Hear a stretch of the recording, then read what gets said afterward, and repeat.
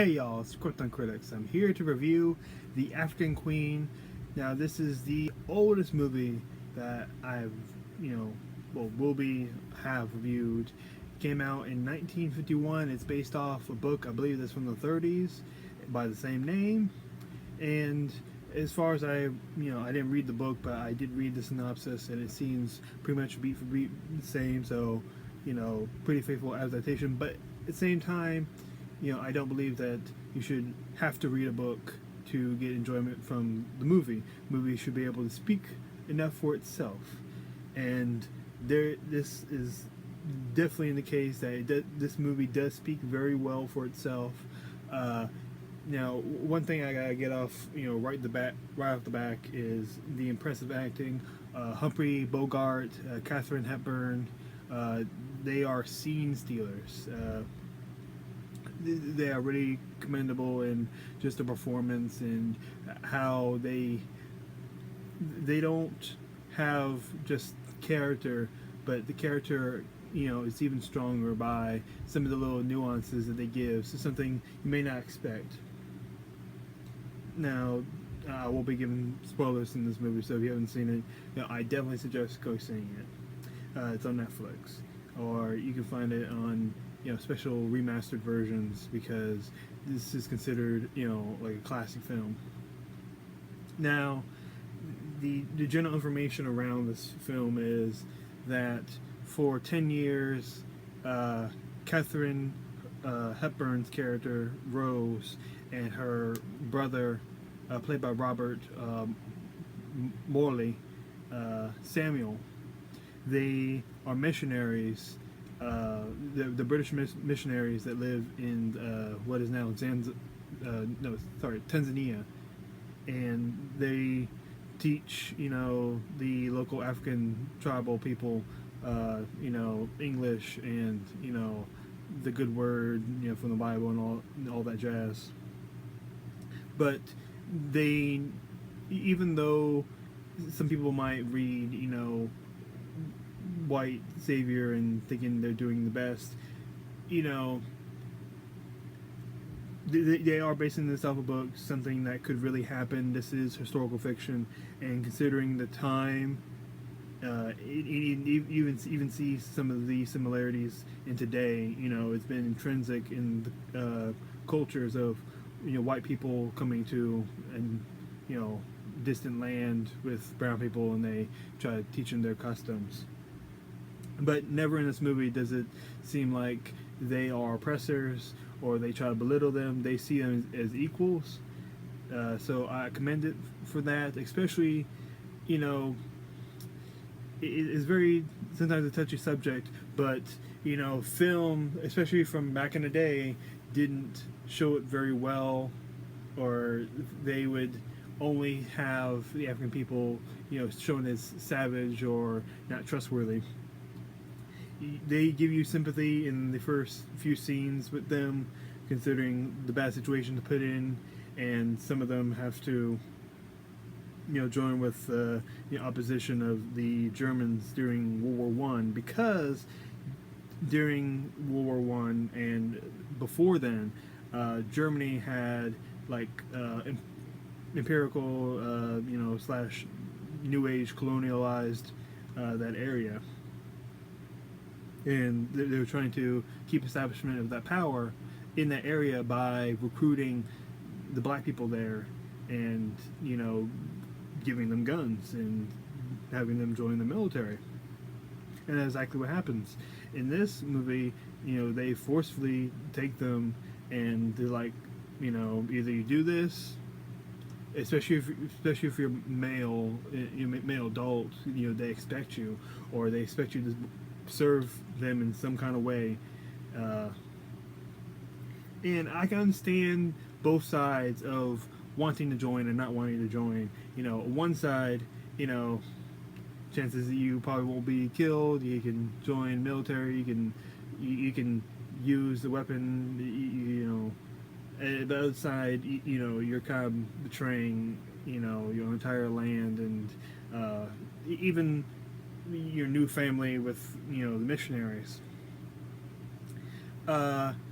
Now, one of the best things about this movie is the inclusion of Charlie. Charlie is, with conjunction with Catherine, is the main character. Charlie is this Canadian guy who is a little bit kind of like rednecky-ish, white trash. When he starts off, he doesn't seem like he has much sympathy for anybody. He just seems like a complete dick. But he immediately starts getting sympathy when he finds out about the Germans that came through and they burned down the huts where the villagers lived. They burned down the newly made church that the two missionary siblings were running. And then our boy Samuel, he dies from a fever. It's not really explained well in the movie. I had to find that out later, because otherwise it just seemed like he died from grief, which was kind of weird. That's one of my only negatives to the movie.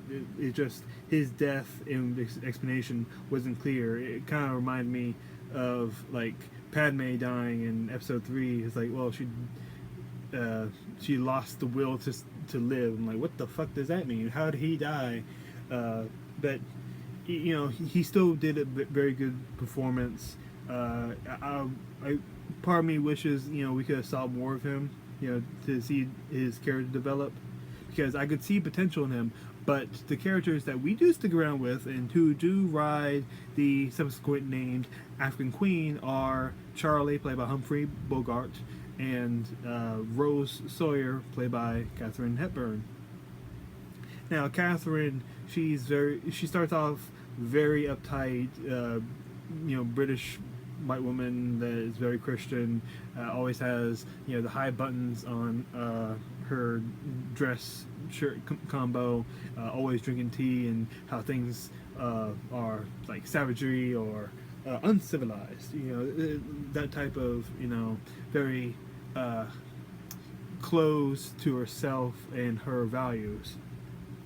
But on another side, Charlie, he's not very worried about being neat or having everything orderly. He constantly beats himself down, not physically, but he's always has a sense of doubt, and that's where a lot of the mild conflict starts coming in and starts sowing the seeds for when one kind of lashes out at the other, especially when he starts drinking gin, because in the movie they go into his alcoholism. But Charlie, he's my favorite character in the movie.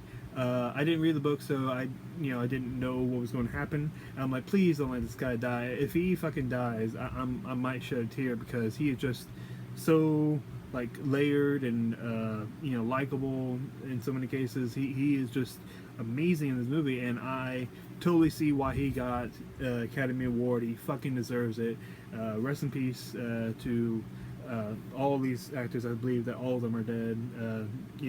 There might be one African child that was showing up, probably close to being a senior citizen by now, because this is a pretty old movie. But I would even give at least a nomination for Catherine, because she changes, and they ride on this makeshift small boat called the African Queen. It's like a steam launch, and it moves slow and has to go against the rapids and the I think it was the Ulaoga River, and they have to go around the hippos and the gators. Eventually, freaking Humphrey Bogart is attacked by leeches, and you could really feel that leeches were attacking him. I'm not sure how they did that scene, if they had plastic props put onto him and they used makeup, but I don't know. But it looks so real, and you actually can feel his pain. You start to forget that you're watching, him acting to take off leeches, and it really feels like it's happening, and that's really commendable. and I did like that she put salt to try to take them off.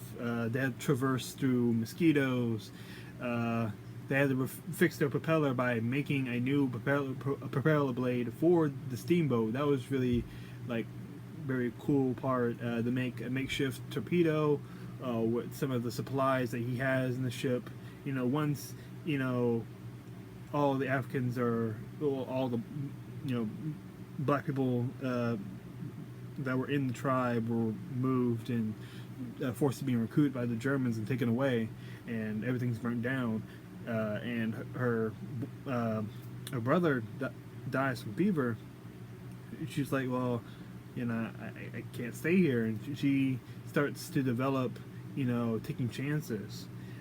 She really takes chances when she feels like invigorated and them going against the rapids. They almost die, but she had never experienced something like that, dangerous. She was like attracted to it, and the whole time she was explaining like how much she loved it, I was just laughing. It just like that was really entertaining to see that character change and her like having that nervous laughter. That was really fun. I had sympathy for Charlie when he was being rained on, and eventually she's like, "Oh, you can come in." So much of the enclosedness of how small the boat is helps the claustrophobia of like we're on the ship and we have nowhere to go. But at the same time, the contrast they have the large river they're going through with all these animals gives a great scope of how beautiful everything else can be, and but also at the same time how dangerous the situation can be. This movie has supreme lighting, especially in the dark. Very much in the sense of how Gordon Parks for Shaft would have the striking white highlights in the dark rather than having it just being dim. They do something very similar, especially when they have water. Lots of good framing. There's a lot of lovable orchestral music, and it never seems too kiddie. And I was happy about that. None of these characters they have silly moments and cutesy moments, but it never seems like, oh, whoa, it's zany antics. Ooh, look at them. And the big thing about the movie, the thing that ties everything together with these characters and their journey is the fact that Charlie and Rose, they fall for each other. And this is one of the best depictions of two characters falling in love that I've ever seen. Now, their transition to wanting to get married, that wasn't the best, but all the back and forth and just all of their like little things they would do for each other were beautiful. Like one of my favorite scenes that doesn't involve danger, just between the two characters, is after I think they have the first kiss. Charlie goes down to take a nap on the end of the boat, and he starts to wake up. He opens his eyes and he sees Rose putting some like cookies or biscuits and getting the tea ready for his breakfast. And he pretends that he's still asleep and closes his eyes.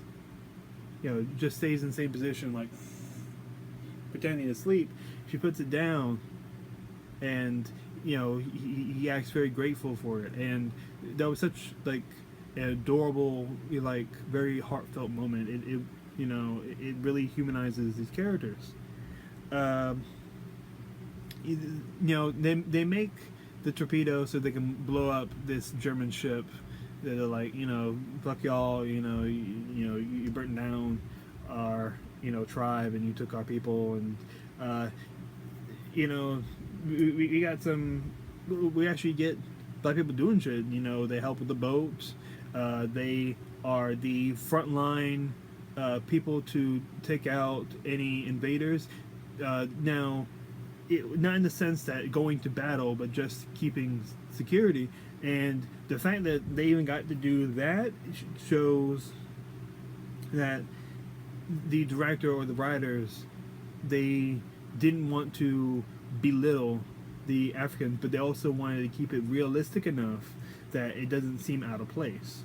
And I saw one black guy that was shooting at the main characters, and he was just having he was having the time of his life. He was enjoying that like way too much. But yeah, you know, main character, sorry, Charlie has to deal with alcoholism and gin is thrown out, and he has to go to sobriety a bit. But yeah, like every time I think back at this movie, I'm just like, I really like that. I really like this, and I was expecting, it to be a little too cheesy, a little too like golden age Hollywood, where they do paint by the numbers and don't really try to make characters. They just try to make sappy love story, and I say for the most part they did not, and I was surprised. And the thing I'll walk away with after watching this movie are the two leads and their relationship. I'm serious. It really is like gorgeous of their relationship.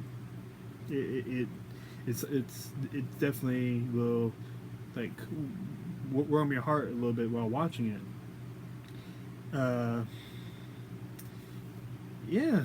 Trying to think of anything else I should really. So they make makeshift torpedoes. They try to destroy the Germans. They're about to be hanged because Charlie, a main guy, lies about what he was trying to do. He doesn't want to seem like he's an enemy. He just wants to go back on the ship. And at a certain point, he thinks that Rose didn't make it, and he's like, just kill me now. I'm like, shit, man, that's hard. Oof. But at the same time, the Germans at the end probably give the weakest performance in the movie. I really wasn't feeling them, especially the ship captain.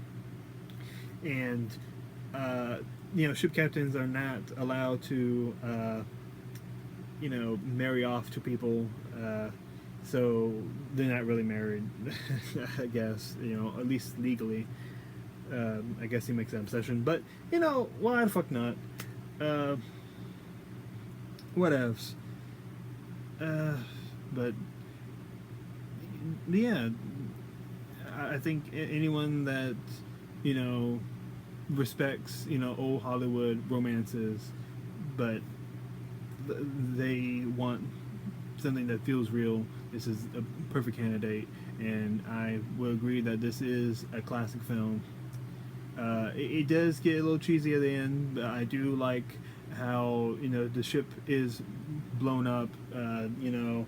The African Queen is like flipped over by water, and the German bad guys just kind of boosh, and the ship turns sideways. But we're shown this by the camera tilting, and I'm like, oh, that's smart. And also commendable how they were able to put mosquitoes by having like weird film grain, because CGI non-existent, but they worked with what they had. Also, like, they had like a little boat model put in with grass instead of actually having reeds around it, and it looks real enough. It's only with when you really focus on it, it's like, oh, that's a little toy boat, but it's still really well done, and they killed it.